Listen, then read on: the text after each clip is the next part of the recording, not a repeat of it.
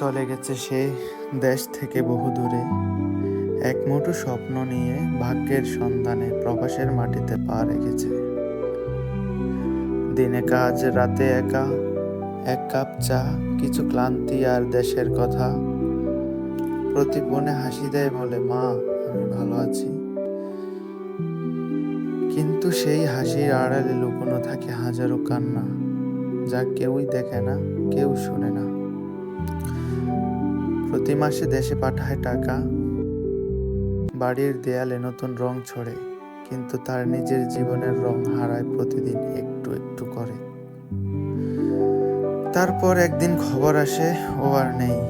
বিমানের তলায় আসে এক কাঠের বাক্স, তার ভেতরে ঘুমিয়ে আছে একজন প্রবাসীর সমস্ত স্বপ্ন। মায়ের বুকের ভেতর তখন তাণ্ডব ঝড়, বোনের চোখে ছায়া, স্তব্ধ পাড়ার আঙ্গিনা।